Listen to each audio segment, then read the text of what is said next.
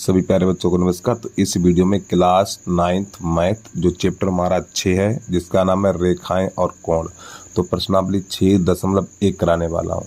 तो प्रश्नावली 6.1 को शुरू करने से पहले जो इसका बेसिक कॉन्सेप्ट है पहले वो देख लीजिए। अगर आप गणित अच्छे तरीके से सीखना चाहते हो तो बेटा हर प्रश्नावली का बेसिक कॉन्सेप्ट का वीडियो जरूर देख लिया करें आप, ठीक है। और एक बात, यदि आप हमारे क्लास 9th के सभी वीडियो देखना चाहते हैं तो जो आपको स्क्रीन पे प्लेलिस्ट दिखाई दे रही है RRP 78 9 मैथ क्लास, यूट्यूब पे सर्च करिए और हमारे सभी वीडियो देखिए। तो प्रश्नावली को स्टार्ट करने से पहले जो इसका बेसिक है पहले वो देखिए। तो सबसे पहले लिखेंगे बिंदु। बिंदु क्या होता है वो देख लीजिए, आप कॉपी पे नोट कर लीजिए आप लोग। बिंदु,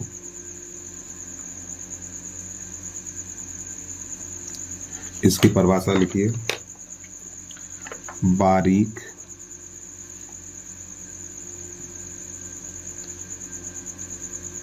बारीक पेंसिल द्वारा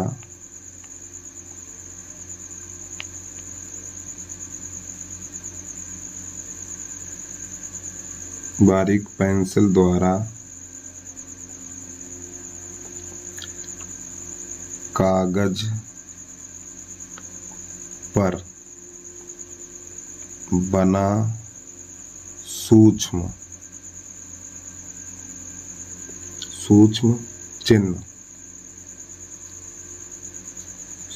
चिन्ह एक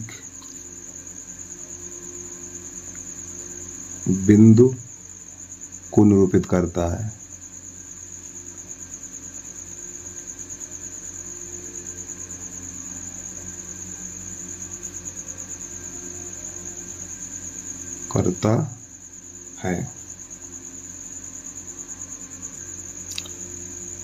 इसे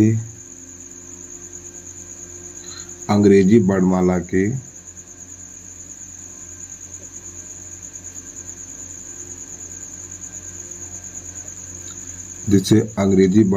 के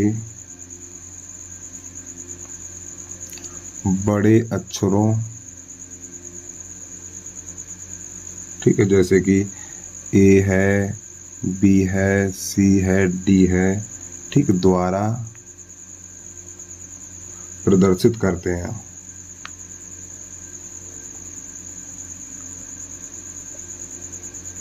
प्रदर्शित किया जाता है या फिर करते हैं, ठीक है, किया जाता है। अब समझिए इसका एक छोटा सा आपको चित्र बनाना। पहले एक ऐसे आयत बना लो, ठीक है, इस प्रकार, और एक हल्का सा पॉइंट रख दो यहाँ पर ऐसे करके। ये क्या हमारा बिंदु है जिसे हम अंग्रेजी के बड़े अक्षर यानी कोई सा भी लिख दीजिए, ठीक, ABCD कुछ भी लिख दीजिए तो ये हमारा बिंदु कहलाता है।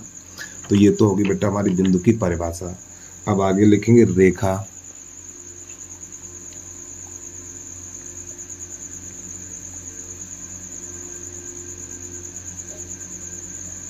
इसकी परिभाषा लिखिए। सरल रेखा बिंदुओं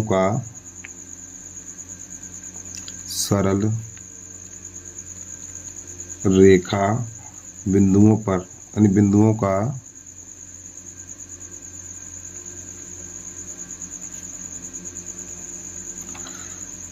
का एक समुच्चय होती है।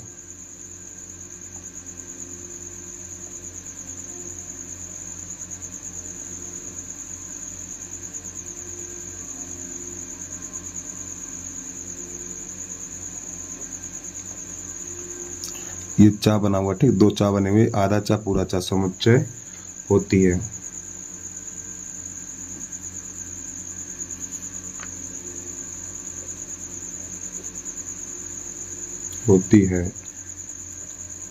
जिसकी केवल लंबाई होती है, ठीक, लंबाई होती है, जिसकी केवल लंबाई होती है, चौड़ाई और मोटाई नहीं होती है। चौड़ाई और मोटाई नहीं होती है, यानी रेखा की लंबाई होती है, चौड़ाई और मोटाई नहीं होती है। फिर नई लाइन से लिखना है, रेखा का विस्तार, रेखा का विस्तार दोनों दिशाओं में होता है, रेखा का विस्तार दोनों दिशाओं में होता है। ठीक है, और एक यहाँ पे नोट पॉइंट लिख लीजिए, रेखा का कोई अंत बिंदु नहीं होता है, रेखा का कोई अंत बिंदु नहीं होता है, रेखा का कोई अंत बिंदु नहीं होता। अब जो इसका चित्र बनाएंगे आप,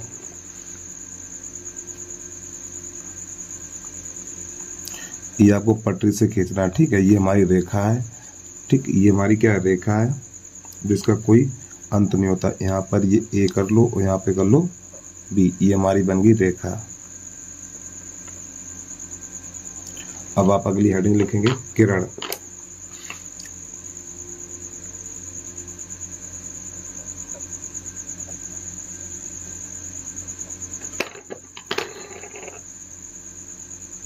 लिखेंगे रेखा का वह भाग, रेखा का वह भाग, रेखा का वह भाग जिसका एक अंत बिंदु हो,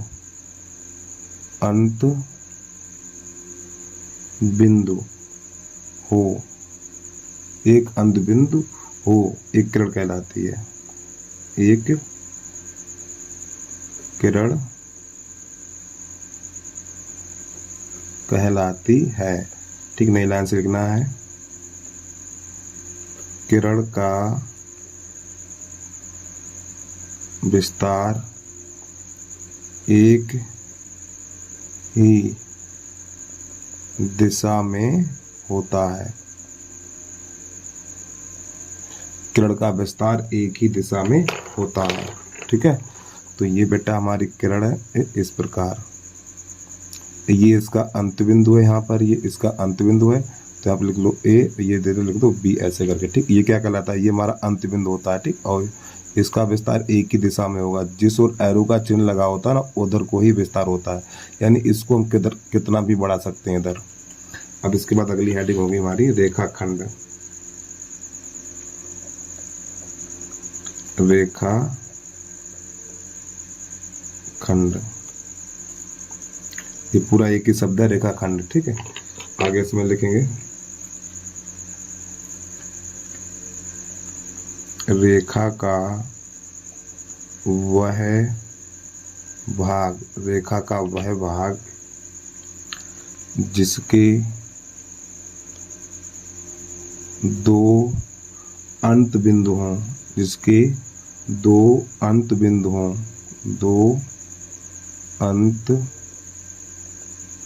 बिंदु हों, रेखा खंड कहलाती है। ठीक है, रेखा खंड कहलाता है।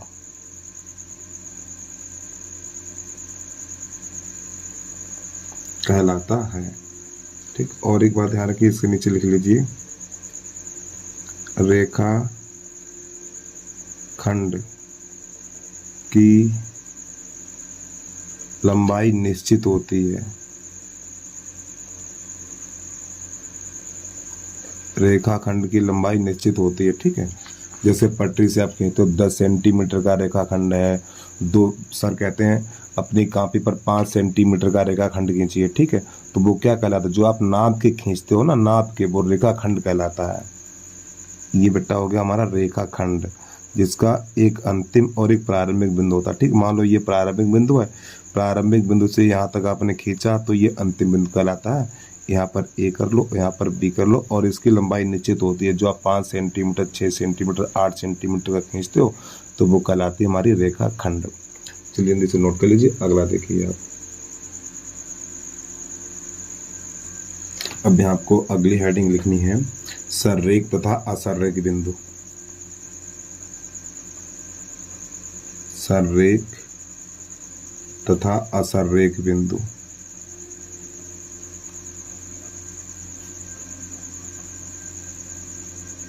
सररेख बिंदु क्या होते हैं, असररेख बिंदु क्या होते हैं, इसको देख लीजिए।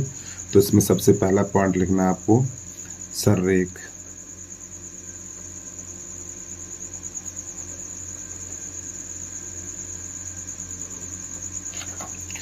तो यहाँ पे लिखेंगे यदि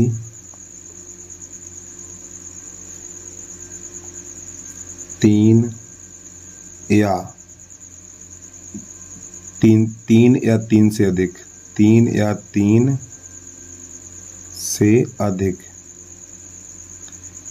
तीन से अधिक बिंदु एक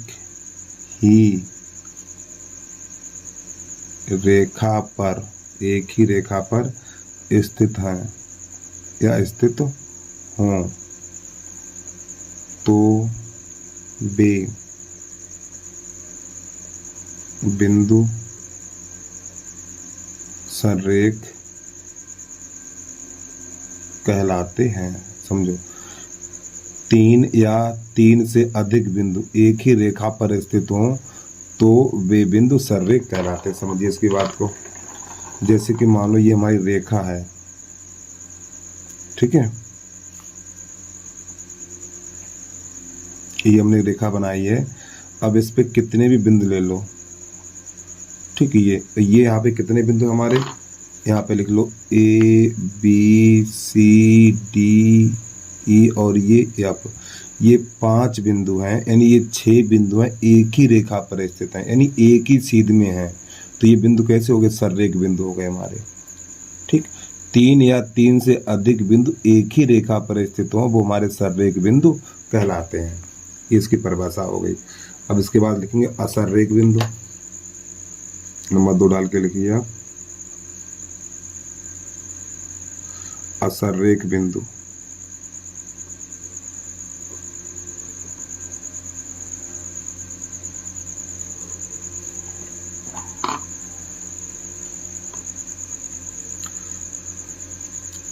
यहाँ पे लिखेंगे यदि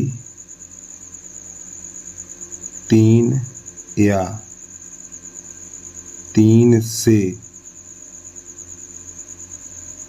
अधिक बिंदु एक ही रेखा पर स्थित न हो, एक ही रेखा पर स्थित न हो तो वे बिंदु असररेख बिंदु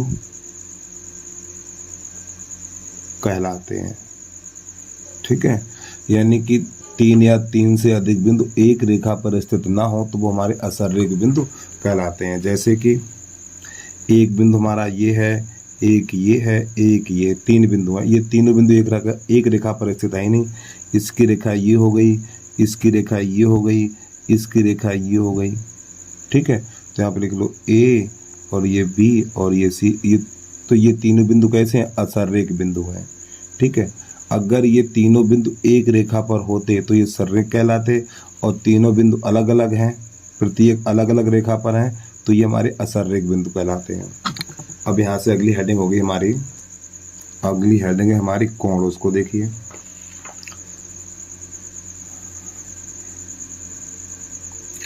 पहले यहाँ पे हेडिंग के रूप में लिख लो, फिर आगे बता रहे हैं। पहले प्रतिच्छेदी रेखाएं लिख लीजिए आप।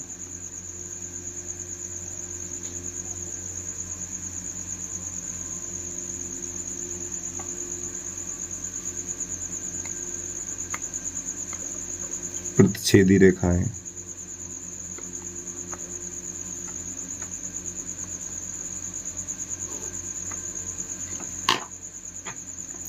देखो प्रतिच्छेदी रेखाएं क्या होती हैं, यहाँ पे इसका परिचय तो समझ लो। जो रेखाएं एक दूसरे को काटती हैं वो हमारी प्रतिच्छेदी रेखाएं कहलाती हैं। ठीक, ये इस प्रकार, ये हमारी रेखाएं कैसी हैं, ये प्रतिच्छेदी रेखाएं हमारी। ठीक है, इसका नाम A B C डी, और यहाँ पर ये बिंदु होता है हमारा ओ। ठीक है, तो यहाँ पे लिखेंगे रेखा ए बी तथा C D, Rekha A B और सी डी एक दूसरे को बिंदु ओ पर काटती या प्रतिच्छेद करती है, प्रतिच्छेद करती है। ठीक, तो ये क्या हमारी प्रतिच्छेदी रेखाएं कहलाती हैं। जब एक दूसरे को काटती हैं तो ये क्या कहलाती है, प्रतिच्छेदी रेखाएं कहलाती हैं। अतः ए बी तथा सी डी प्रतिच्छेदी रेखाएं कहलाती हैं। ठीक है, ये अगला पॉइंट लिखेंगे समांतर रेखाएं।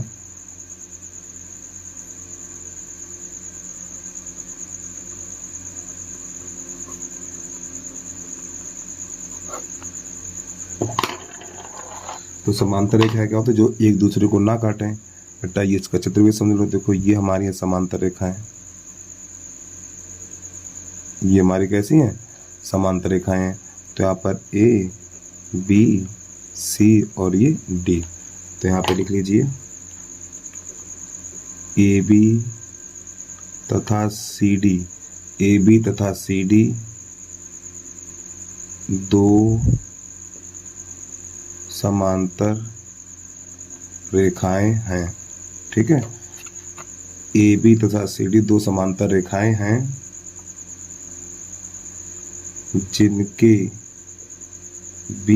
जिनके बीच प्रत्येक स्थान पर समान दूरी है या होती है। ठीक है, ए बी यानी कि ए बी और सी डी दो समांतर रेखाएं हैं जिनके बीच प्रत्येक स्थान पर समान दूरी होती है। अब ये हमारी दोनों समांतर रेखाएं हैं, तो समांतर रेखाओं को यानी कि यहाँ पे लिखा जाता है ए बी समांतर सी डी, इससे यानी समांतर रेखाओं को यहाँ पे थोड़ा लिख लो, समान दूरी पर है तो यहाँ पे लिख दो समांतर रेखाओं को, समांतर रेखाओं को। ठीक है, इस प्रकार यानी ए बी समांतर सी डी द्वारा प्रदर्शित करते हैं। ठीक है, प्रदर्शित करते हैं। अगर ये दोनों रेखाएं समांतर हैं तो इनको ए बी समांतर सी डी, ये दो डंडे लगे हुए हैं ना, समांतर कहलाता है। ठीक, चलिए जल्दी से नोट करिए। अब इसके बाद अगली हेडिंग है हमारी कोण। तो यहाँ पे लिखना है अगली हेडिंग है हमारी कोण। चलिए समझिए, जब दो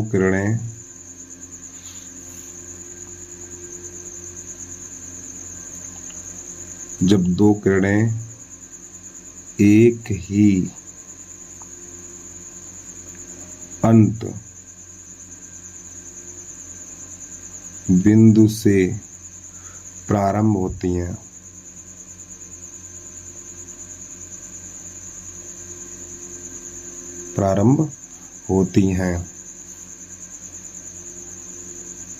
तो एक कोण बनाती हैं।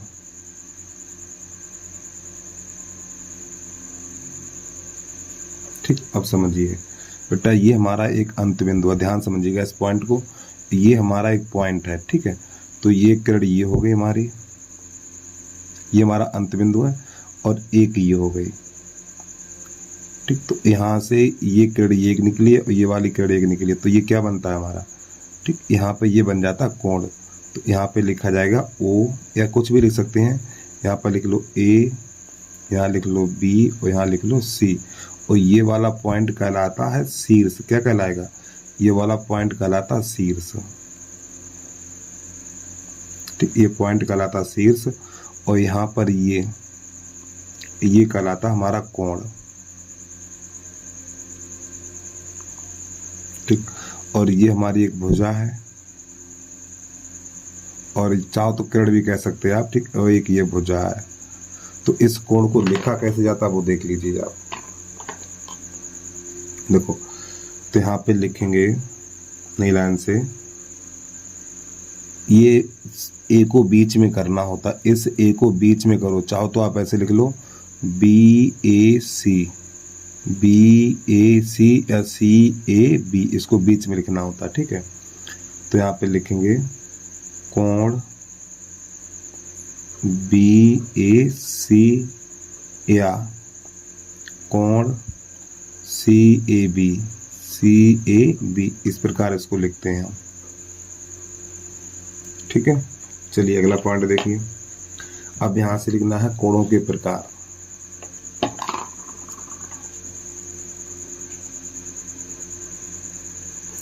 कोणों के प्रकार, तो सबसे पहले लिखना है न्यून कोण। नंबर 1 डाल के लिखिएगा आप लोग, न्यून कोण। इसकी परिभाषा क्या है?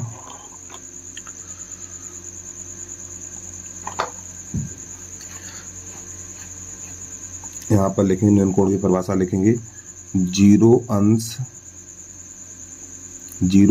से बड़े, जीरो अंश से बड़े तथा 90 अंश से छोटे कोण को न्यून कोण कहते हैं। समझो उसकी बात को, यानी 0 से बड़े तथा 90 अंश से छोटे कोण को न्यून कोण कहते हैं। जैसे न्यून कोण कौन कौन से होते हैं? 90, 0 से बड़े होने चाहिए, 90 से छोटे होने चाहिए। जैसे 15 अंश, 20 अंश, 30 अंश, 60 अंश, 80 अंश, ठीक है, और 85 अंश। 0 से बड़ा होना चाहिए और 90 से छोटे होने चाहिए, वो हमारे न्यून कोण कहलाते हैं। अब इसका जो चित्र होता है उसको भी देख लीजिए। इस प्रकार ऐसे बनाते हैं इसको। तो यहाँ पे A, B और ये C, ठीक है।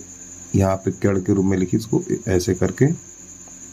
और ये बेटा हमारा है न्यून कोण। ये क्या कहलाता है? ये न्यून कोण कहलाता है, न्यून कोण। चलिए अगला देखिए।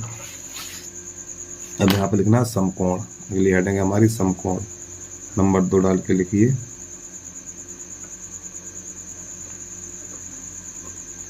समकोण। और एक यहाँ पे एक चीज लिख सकते हैं, देखो ये जो कोण है ना हमारा, ये जो कोण है 0 से बड़ा है, 0 से बड़ा है और 90 से छोटा। तो इसको ऐसे लिखेंगे हम, 0 अंत से बड़ा, यानी जिस ओर मुंह खोल दो वो संख्या बड़ी हो जाती है, ठीक है। कोण, ये बड़े का चिन्ह है, ठीक है। तो कोण यहाँ पे लिखेंगे ABC और 90 से छोटा है, इस प्रकार। ये हमारा कोण का चिन्ह है, ठीक। और ये छोटा बड़ा का चिन्ह है, ये वाला हमारा। अगला देखिए समकोण। और कोई लिखने की जरूरत नहीं है, बस आप इतना याद करिए, 0 से बड़े तथा 90 से छोटे कोण को समकोण कहते हैं। समकोण क्या होता है? एक कोण समकोण, जिसकी यानी एक कोण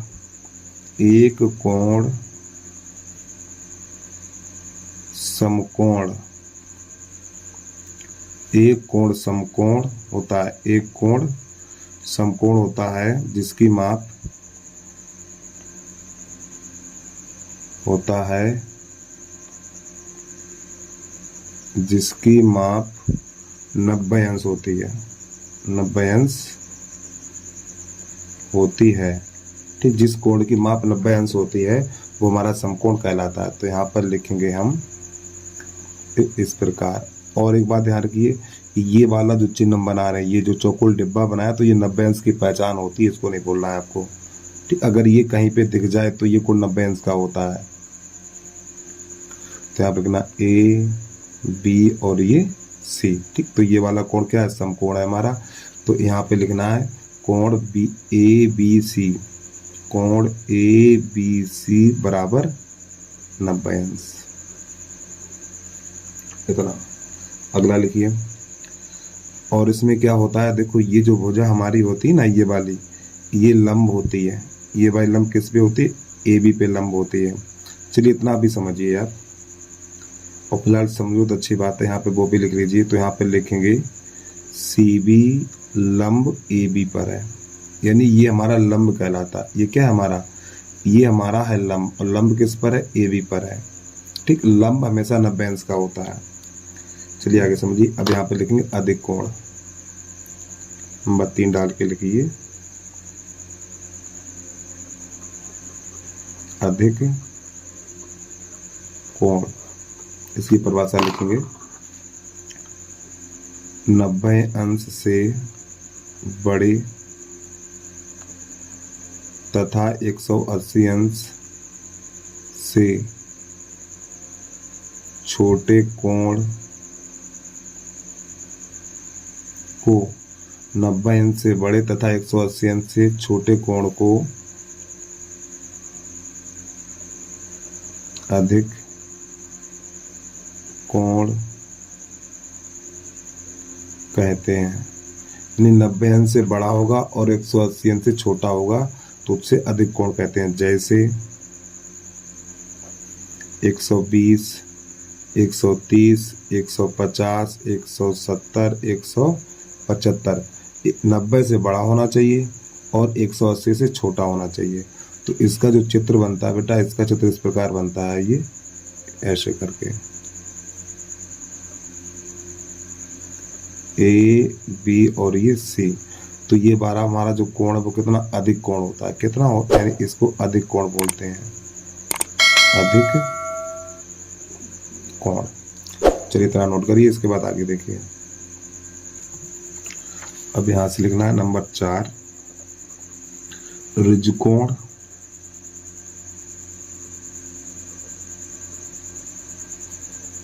ऋजुकोण या फिर सरल कोण। ठीक है, सरल कोण। तो यहां पे लिखेंगे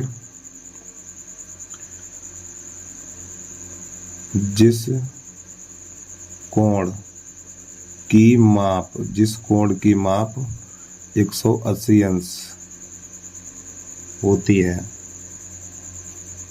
जिस कोण की माप 180 अंश होती है उसे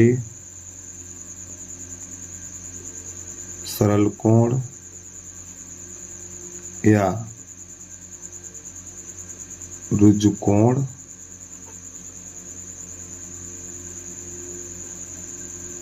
कहते हैं।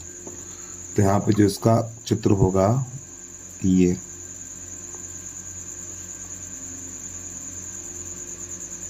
यहाँ पर O मिलेगा।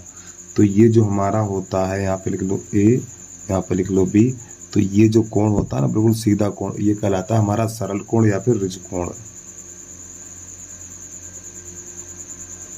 सरल कोण। ठीक है। इसके बाद अब यहाँ पे लिखेंगे प्रत्यावर्ती कोण। नंबर 5 डाल के लिखना है आपको प्रत्यावर्ती कोण।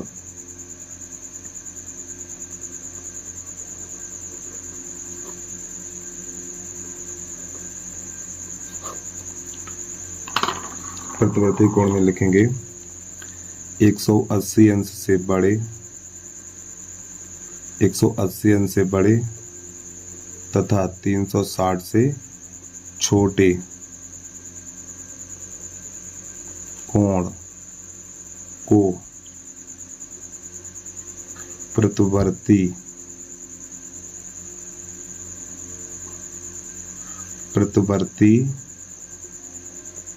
कोण कहते हैं। ठीक है, 180 अंश से बड़े तथा 360 अंश से छोटे कोण को प्रत्यावर्ती कोण कहते हैं। ठीक, जैसे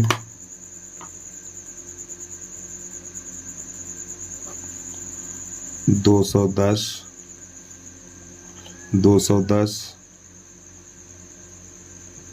315, 180 से बड़ा और 360 से छोटा होना चाहिए, 250। ठीक, आदि। और इसका जो चित्र बनता है उसको भी देख लीजिए। तो 250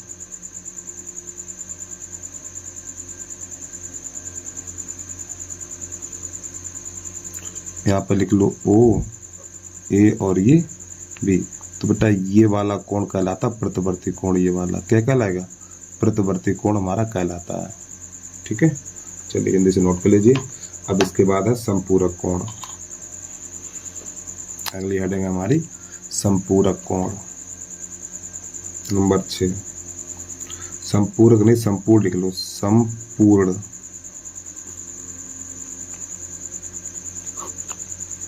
तो यहाँ पे लिखेंगे वह कोण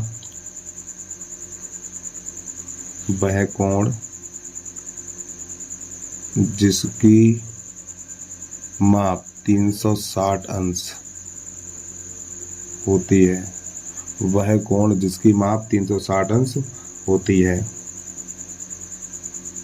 उसे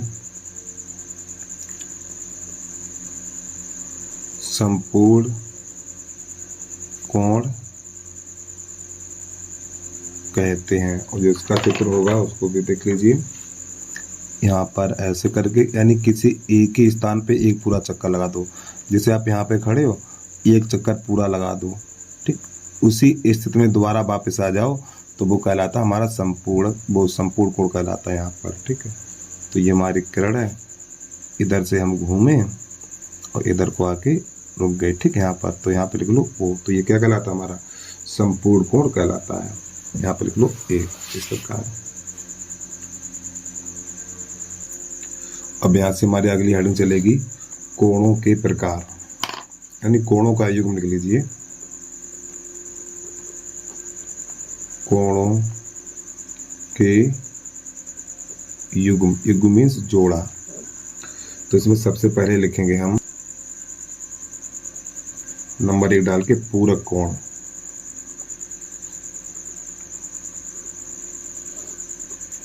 पूरक कोण, ठीक है।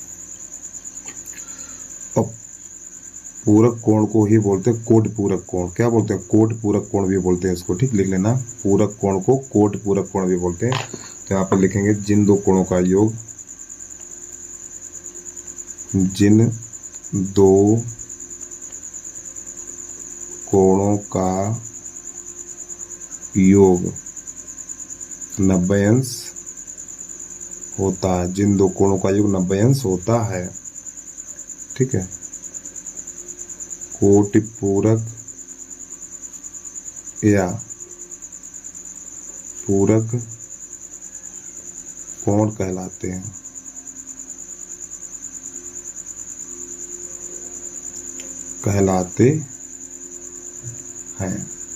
ठीक है, यानी जिन दो कोणों का योग 90 अंश होता है कोटि पूरक या पूरक कोण कहलाते हैं। इसका थोड़ा चित्र समझ लीजिए।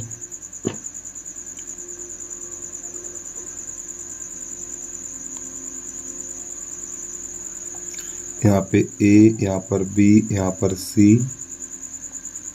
तो बेटा यहाँ पर दो कोण हैं, एक कोण हमारा ये है और एक कोण ये है। ठीक, तो ये वाला मान लिया हमने 30 अंश और ये वाला मान लिया 60 अंश। अब इन दोनों कोणों का योग क्या है, इन दोनों कोणों का योग 90 अंश हो गया। तो जिन दो कोणों का योग 90 अंश हो तो वो क्या कहलाते हैं, हमारे कोटि पूरक कोण कहलाते हैं। कोटि पूरक कोण कहलाते हैं।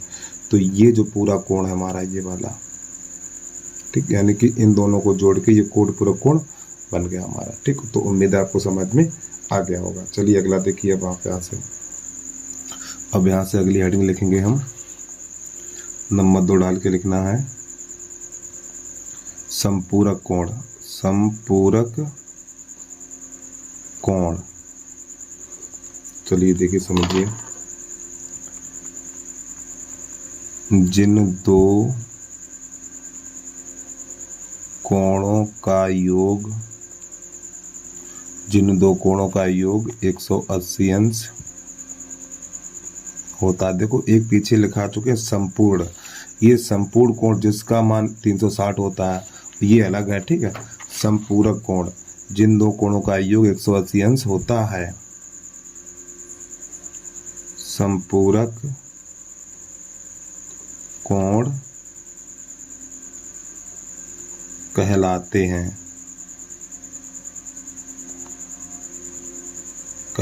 हैं। ठीक है, अब इसका अच्छी तरह समझ लीजिए थोड़ा ध्यान से।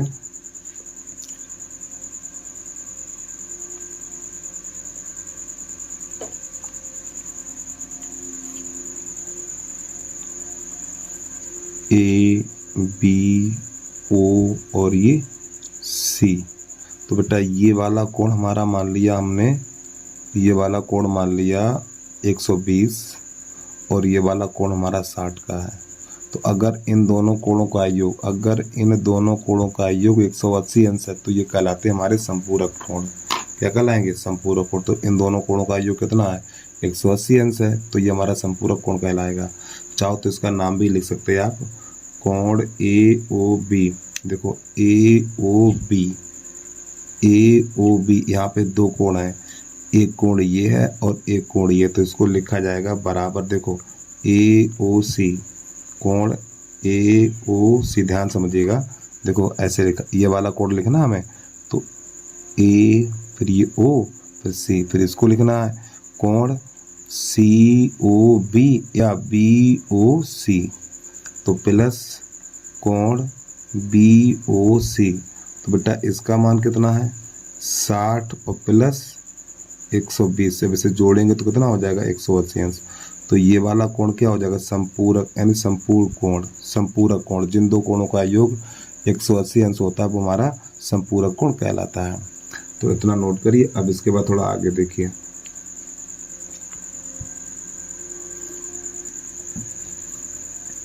यहाँ पे अगला है कोणों का अर्धक।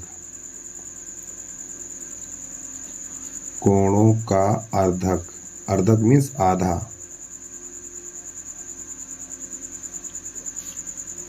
चलिए समझिए इसका अर्थ क्या हुआ।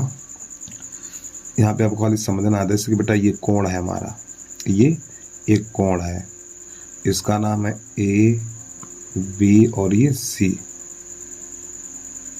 तो ये हमारा अंत बिंदु कहलाता है। ठीक, ये हमारा कहलाता है अंत बिंदु। तो यहाँ पे एक किरण खींची जाएगी, जैसे कि ये बीचों बीच में खींची जाती है, ये यहाँ पे कर लो डी। तो यहाँ पर लिखेंगे जरा, तो उसकी परिभाषा लिखनी है, वह किरण, वह किरण। ठीक, कौन सी? देखो ये बेटा हमारा है कोण, पहले से कोण ये वाला है हमारा, ठीक है, पहले से कोण मिलेगा। अब ये हमारा अर्धक होता है, ठीक है, यहाँ पे ये किरण के है ना, तो लिखेंगे वह किरण जो कोण को दो समान भागों में विभाजित करे वह कोण का अर्धक कहलाती है। अर्धक कहलाती, समझो। यानी पहले हमारा बेटा ये था कोण, ये वाला कोण था, ठीक है, तो ये जो किरण है, इस किरण ने इस कोण को अर्धक कर दिया। तो यहाँ पे कैसे लिखा जाएगा?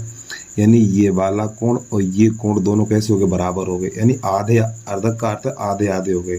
तो ये दोनों कोण कैसे हो गए? आपस में बराबर हो गए। तो इसको लिखा जाएगा, पहले चाहे ये लिख लो चाहे ये लिख लो। तो इस वाले कोण को कैसे लिखेंगे? तो कोण सी बी डी, कोण, या पहले इसको लिख लो ए बी डी, कोण ए बी डी बराबर कोण, चाहे ऐसे लिख लो डी बी सी या सी बी डी, बस ये बी बीच में आना चाहिए, कोण डी बी सी। और ये किसके आधे हैं? इस पूरे कोण के आधे हैं, तो बराबर कोण ए बी सी बटा 2। तो आपको ये याद करना पड़ेगा। एक बार फिर समझिए, जो हमारी BD है, जो BD है कोण AC का अर्धक है बेटा, जो BD है वो कोण AC का अर्धक है। तो ये कोण और ये कोण दोनों आपस में कैसे होंगे? बराबर होंगे। तो इन्हें लिखा कैसे जाएगा? ये वाला कोण है तो इसको लिखेंगे ABD, ठीक, या ऐसे लिख दो DBA, ठीक। तो हमने लिखा ABD और बराबर कोण DBC, फिर बराबर इसको आधा कर दिया। अरे भाई इसकी तो आधे ही तो हो गई है बराबर ये, तो आपको ये याद करना अच्छे तरीके से। अब इसके बाद अगली हेडिंग होगी आसन्न कोण, उसको देख लीजिए।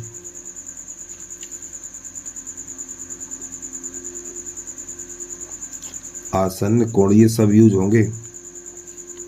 आसन्न कोण क्या होते हैं?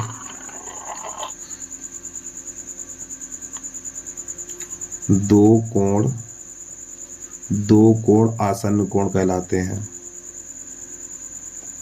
आसन्न कोण कहलाते हैं।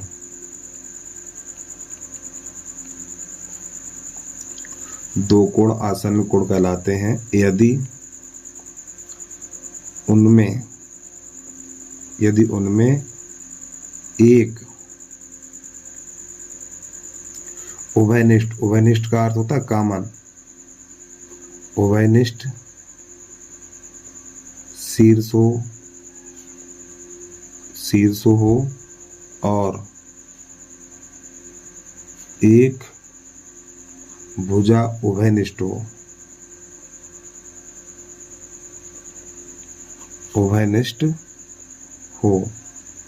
ठीक है, तो वो कोण क्या कहलाते हैं? आसन्न कोण कहलाते हैं। अब समझिए इसकी बात को मेरे, देखो भाई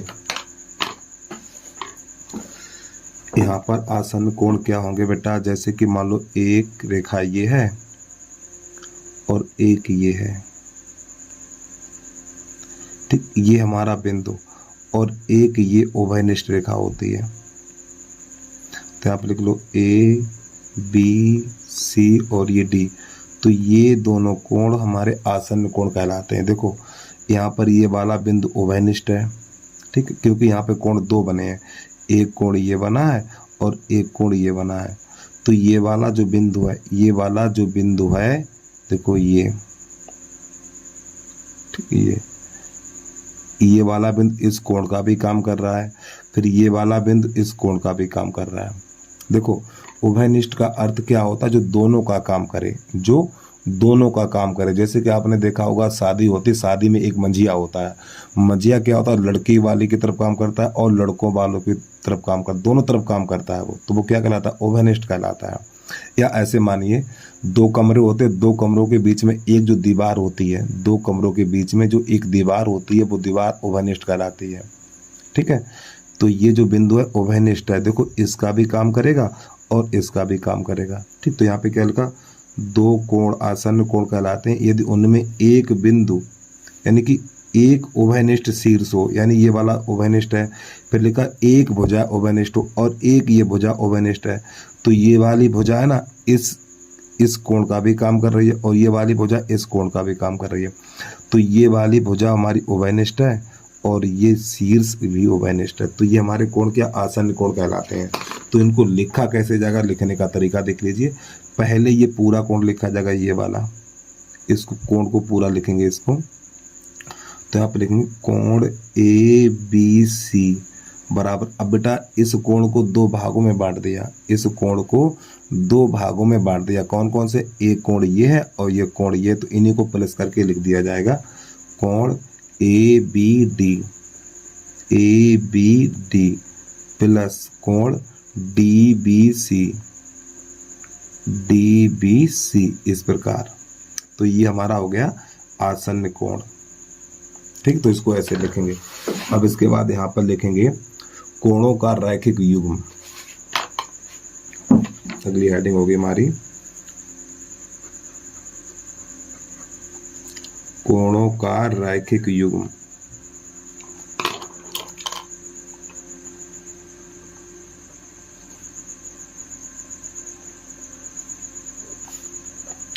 चलिए कोणों का रैखिक युग्म समझ लो इसको।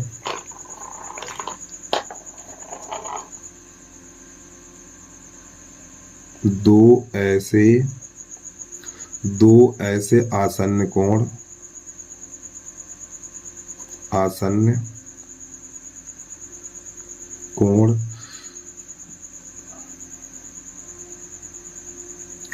दो ऐसे आसन्न कोण जिनकी उभयनिष्ठ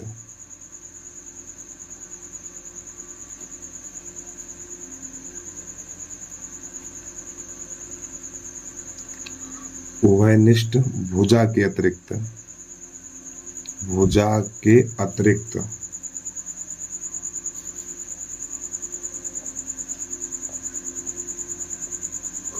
दो ऐसे आसन्न कोण जिनकी भुजा के अतिरिक्त अन्य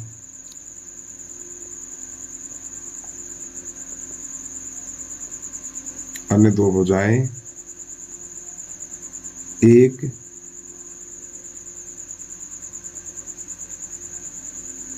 सीधी रेखा बनाती हैं। ठीक, यानी उभयनिष्ठ वाली रेखा के अतिरिक्त अन्य दो भुजाएं सीधी रेखा बनाती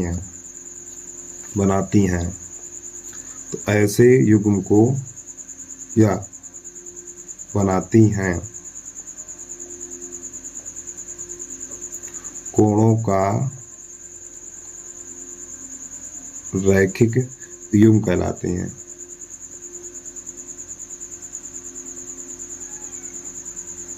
समझो यहाँ पे क्या लिखा हुआ, ऐसे दो आसन्न कोण जिसकी उभयनिष्ठ भुजा के अतिरिक्त अन्य दो भुजाएं एक ही सीधी रेखा बनाती हैं। देखो यहाँ पर एक हमारा ये पॉइंट ये है, ठीक, एक रेखा इधर ये है और एक ये है यहाँ पे ऐसे करके।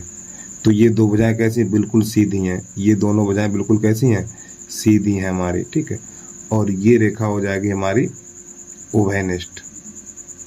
ठीक है, एक कोण ये बनेगा और एक कोण ये बनेगा। तो यहाँ पे नाम लिख लो ए, यहाँ पे ओ कर लो, बी और ये सी।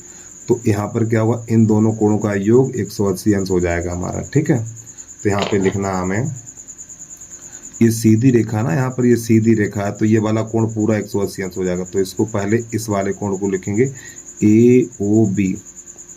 तो कोण ए ओ बी और बराबर यहाँ पर जो कोण बने, एक ये कोण बना और एक ये बना, तो इसको लिख देना है कोण ए ओ सी प्लस कोण बी ओ सी। और बेटा इसका मान हो जाएगा 180 अंश, इसका मान हो जाएगा 180 अंश। तो इसे घुमा के लिख देना है कोण ए ओ सी और प्लस कोण बी ओ सी बराबर 180 अंश, इस प्रकार। ठीक है, चलिए भाई इतना नोट करिए। अब आगे देखिए, तो यहाँ पे लिख दीजिए, नोट पॉइंट लिख लो।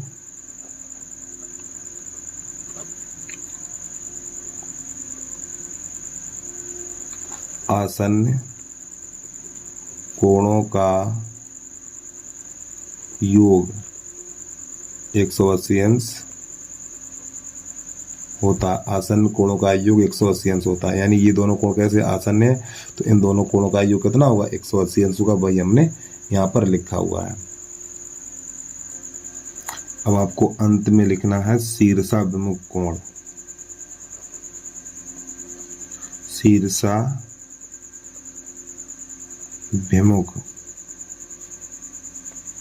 कोण, चलिए समझिए। तो यहाँ पे लिखेंगे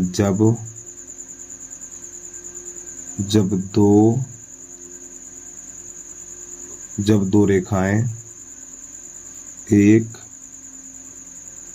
दूसरे को प्रतिच्छेद करती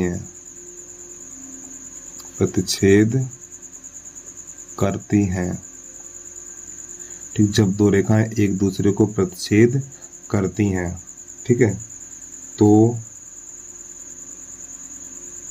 शीर्षों यानी तो शीर्षाभिमुख कोण, तो शीर्षाभिमुख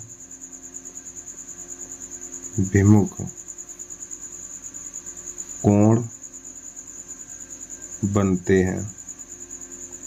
ठीक, शीर्षाभिमुख कोण बनते हैं। अब समझिए इसकी बात को भाई। देखो यहाँ पे दो रेखाएं हैं, एक रेखा हमारी ये है और एक रेखा ये है। तो जब ये दो रेखाएं एक दूसरे को प्रतिच्छेद करें, कहाँ पे प्रतिच्छेद करती हैं, बिंदु ओ पर प्रतिच्छेद करती हैं, तो इसका नाम ए बी, इसका नाम सी और ये डी। तो जो बेटा कोण बनेंगे ये वाले, एक कोण ये है और एक कोण ये, तो ये कोण कैसे, शीर्षाभिमुख कोण है। फिर एक कोण हमारा ये वाला है, ये कोण कैसा है, शीर्षाभिमुख कोण है। ये कोण कैसे, शीर्षाभिमुख कोण है। ठीक, ये कोण इसके बराबर होता है और ये कोण इसके बराबर होता है। तो ये वाला कोण कैसे लिखा जाएगा, AOC। तो यहाँ पे लिखना हमें कोण AOC। AOC किसके बराबर होगा, इसके सामने जो कोण होगा ये कोण इसके बराबर होता है DOB या BOD। तो बराबर कोण BOD।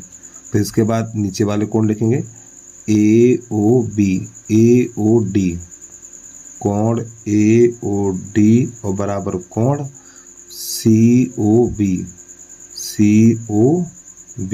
तो ये जो कोण कैसे हैं, ये हमारे बेटा कोण कहलाते हैं शीर्षाभिमुख कोण।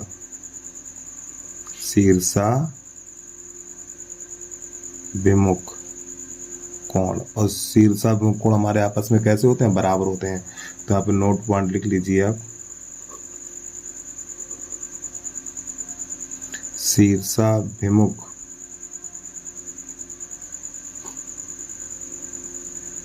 कोण बराबर होते हैं। ठीक है, शीर्षाभिमुख कोण आपस में बराबर होते हैं। अगर मैंने कहा ये वाला 40 है तो ये वाला 40 होगा, अगर मैंने कहा ये 120 है तो ये वाला 120 होगा। तो बस प्यारे बच्चों, आज के लिए इतना ही। तो ये वीडियो अच्छा लगा तो यूट्यूब चैनल को सब्सक्राइब कर लीजिए और बेल आइकन की घंटी को प्रेस कर लीजिए और इस वीडियो को अपने फ्रेंड सर्कल में शेयर कीजिए भाई, अपने क्लास में और अपने व्हाट्सएप के द्वारा जहाँ पर भी शेयर करना चाहे तो वीडियो को शेयर जरूर कर दिया करें। तो बस आज के लिए इतना ही। जय हिंद, जय भारत। अब यहाँ से आपको अगली प्रश्नावली अगले दिन मिलेगी।